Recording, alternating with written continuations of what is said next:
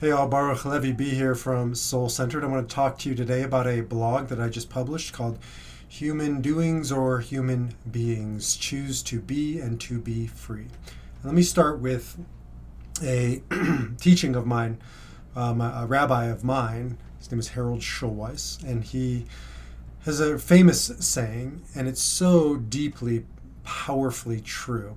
It's been true in my experience. As he said, I've never sat next to anybody on their deathbed receiving confession and heard the words rabbi or father, or you pick your clergy person, I have so many regrets, but my primary regret is that I didn't spend more time at the office.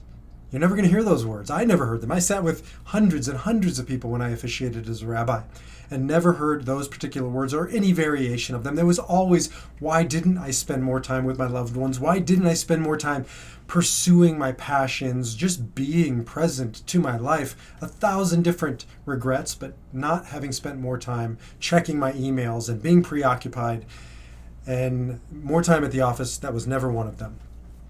It is now summer when I'm recording this. Many of you are on vacation or out in the world. And yet it's so easy to just recreate our lives out in the world, to not vacate, right? Vacation, to vacate our routines, our day-to-day. I saw this, I was just at Mount Rushmore about a month ago or so, first time I've ever been there, and it was a remarkable place. It's worth your going. Make sure you go to the Crazy Horse Monument, also remarkable. Lots of great things to see there. But Mount Rushmore, no different than Disneyland, no different than other destinations that people go to vacate, to be on vacation. We're just recreating the office. However, it happened to be with 4 massive rock faces in front of you.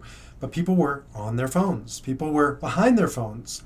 More people were walking around videoing the environment rather than being in the environment, videoing or taking pictures of the statues or their families, as opposed to being with their families. I just kind of noticed this, made a conscious effort to study it, to see the ways that we've just taken our office with us. And I'm guilty of this, right? I teach what I most need to learn. I'm an Enneagram 8, and for those of you who know the Enneagram 8s are known for the doing nature of who we are. I'm built to do. Us and 3s and a couple other types. It's hard not to do. I find myself living out the words of my teacher, Wayne Dyer, who says, more often than not, we're human doings. We're not human beings. I find myself in this doing mode, and I find it with my clients. I work with people who are uber successful out in the world, out in life by outward standards, right? These are men and women who have accomplished and achieved and acquired and created all throughout the morning of life. That's the first half of life and beyond. And we've been rewarded. They've been rewarded for it. They've been praised for it. It's almost like you can never do too much doing. You can't be too much of a human doing in our society, especially in the first half or so of life, the morning of life.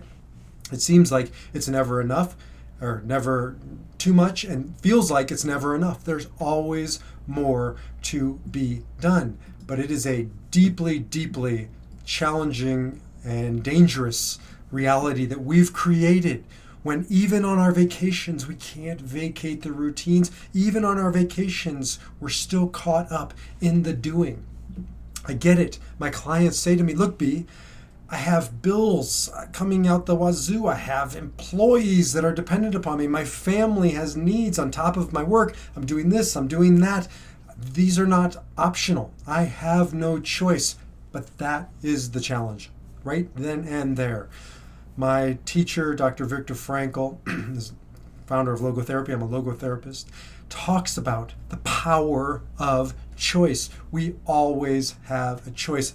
I am not suggesting for a second to you or to my clients that you don't have bills and that you don't have employees and that you don't have dependents and that you don't have obligations and responsibilities, but you do have a choice. You have to be the one to choose to do the emails, or else those emails will do you. To choose to take on the tasks, or else you will just become an automaton. You will just become an ant marching. You will have forfeited the true and only power that you have, the ability to choose not to react, but to respond.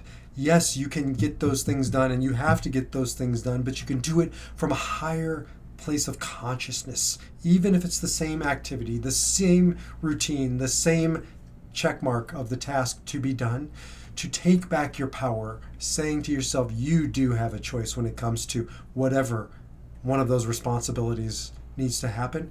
You have the choice how to get them done.